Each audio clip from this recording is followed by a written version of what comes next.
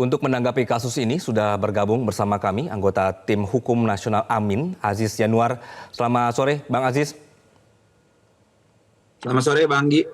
Ya, jadi seperti apa Bang untuk komunikasi dengan pihak kepolisian seputar penangkapan ini? Ya, yang jelas yang pertama kita mengapresiasi dari pihak kepolisian yang bertindak cepat, responsif dan juga eh, mengayomi dan melayani masyarakat dengan baik sesuai slogan presisinya, dan juga kita apresiasi gerak cepatnya dari Polda Jawa Timur ya, Polres Jember. Kemudian juga kita juga sedang cek lagi karena menurut penelusuran dari tim kami memang ini ada juga dari daerah lain karena ada akun Facebook yang kita cek itu arahnya dari Kalimantan Timur. Nah, kita lagi pastikan, kemudian nanti kita akan support data ini kepada pihak kepolisian. Apakah betul itu orang yang sama atau berbeda seperti itu? Karena tadi dari akun TikTok ini yang saya dapat informasi dari akun Facebook. Akan tetapi prosesnya tetap kita mengikuti arahan dari Pak Anies sendiri kepada tim hukum, bagaimana kalau memang arahannya adalah untuk kemudian ada restoratif justice atau semacamnya, maka tentu saja kita akan sambut baik karena memang sesama anak bangsa mungkin ada hal-hal yang terlalu berlebihan dalam mendukung atau benci-membenci calon presiden gitu kan dalam kontestasi politik ini, maka itu yang perlu diedukasi dengan baik. Kita juga mengapresiasi dari Pak Anies yang bijaksana dalam menyikapi hal ini. Demikian Bang Anggi. Ya, Bang Aziz, berarti kan kasus ini menjadi pelajaran ya bagi kita semua bahwa sebebas apapun dalam berbicara di medsos tetap ada norma-norma yang berlaku. Bagaimana kita berharap bahwa masyarakat ini bisa cerdas dalam menggunakan masa kampanye ini untuk menyampaikan kritik yang membangun, Bang?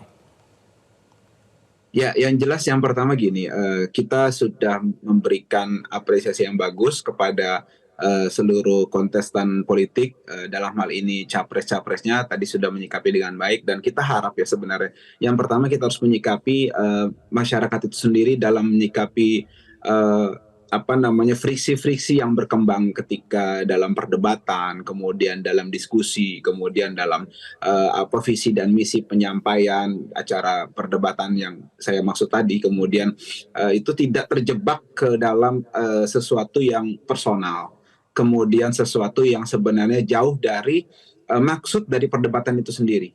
Kan maksudnya adalah untuk membuka dan melihat visi dan misi para calon kan. Kemudian juga apa sih rencana-rencana mereka ke depan, apa sih yang mereka sudah laksanakan. Dari situ masyarakat seharusnya lebih cerdas gitu kan, didukung oleh tentu saja media dalam hal ini yang secara objektif mendukung kampanye dimaksud gitu kan.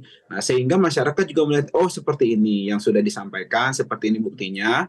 Kemudian masyarakat bisa melihat sendiri apakah ini benar, apakah ini realistis. Kemudian lebih ke arah sana, lebih ke edukasi yang membangun dalam kontestasi politik, sehingga ketika mereka akan memilih bukan berdasarkan emosional, kemudian baper dan semacamnya, tapi lebih dewasa dan lebih ke tujuan itu sendiri. Ini tujuannya memilih presiden ini kan untuk membangun bangsa, bukan untuk saling membenci. Artinya ketika nanti ada yang kalah, ada yang menang, sejalan dengan proses itu berjalan dengan baik, dengan jujur, dengan adil, ya kita tentu saja mendukung, karena balik lagi ini untuk pembangunan bangsa, untuk ke depan bangsa Indonesia, bukan untuk individu mereka, bukan untuk individu partai, apalagi menang-menangan kubu-kubuan. Dan kita harap selesai Pilpres maka kita bangun Indonesia yang baik dengan visi misi yang luar biasa untuk kedepannya. Demikian, Mas.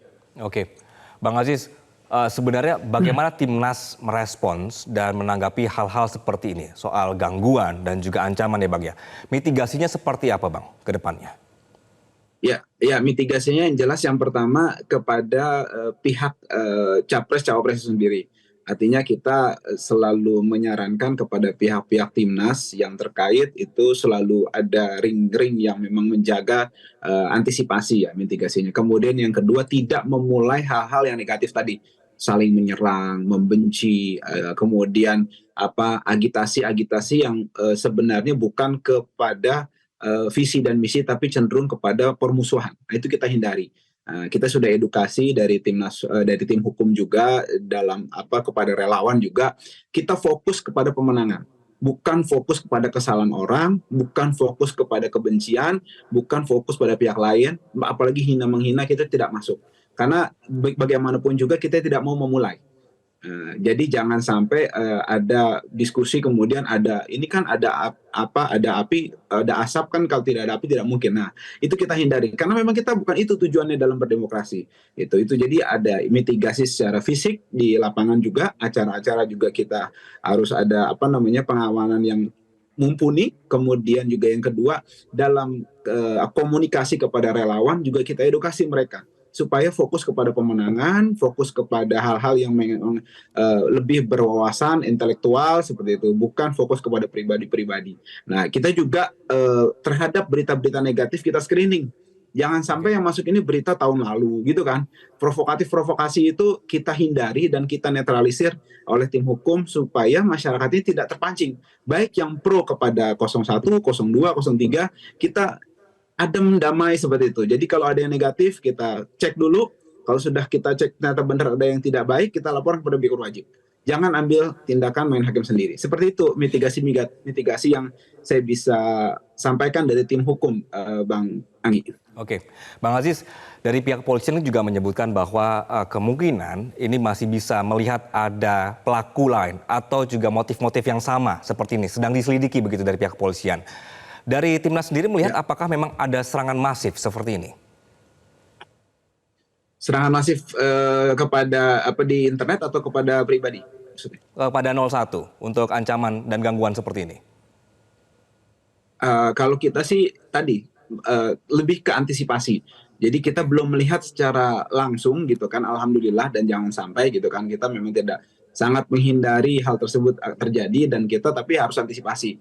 Nah, jadi kalau kita belum melihat ancaman itu secara langsung, makanya saya juga berkomentar di media bahwa biasanya ini adalah orang-orang pengecut yang melakukan hal ini kalau memang betul terjadi ya gitu kan, dan memang terjadi kan. Ini orang-orang pengecut, orang-orang yang memang mau memecah belah bangsa gitu kan. Baik mereka secara individu atau kalau terorganisir dengan baik. Ini memang ada pihak-pihak yang mungkin mau mengambil keuntungan dari konflik gitu. Jadi ada mafia konflik yang memang biasa dalam hal-hal yang terkait dengan kepentingan nasional gitu kan. Menurut saya kita mendukung pihak kepolisian dan memastikan apakah ini hanya level individu atau ini ada unsur-unsur yang tersistematis. Nah, ini menurut saya yang perlu diselidiki oleh pihak kepolisian dan tadi sudah Bang Anggi sampaikan lagi diselidiki dan saya mendukung, dan nanti ketika ada bukti-bukti yang memang mendukung hal tersebut kita akan support kepada pihak kepolisian dan kita sampaikan ke media juga supaya ya ini proses penegakan hukum ini berjalan dengan transparan dan juga komprehensif. Kalau memang individu di restorasi justice selesai. Tapi kalau secara tersistem menurut saya harus diselesaikan dengan sampai ke akar-akarnya supaya tidak ada pihak-pihak yang memang mengambil keuntungan dari konflik-konflik yang menurut saya tidak perlu dan cenderung bernuansa negatif dan kontraproduktif dengan tujuan dari Pilpres dan demokrasi itu sendiri. Demikian Bang. Baik, kita berharap ini kasus yang terakhir begitu ya Bang ya, dan sama-sama kita gunakan medsos untuk riang gembira di Pilpres kali ini. Terima kasih Bang Aziz atas waktu Anda di Metro hari ini. Terima kasih Bang. Jelajahi cara baru mendapatkan informasi. Download Metro TV Extend sekarang.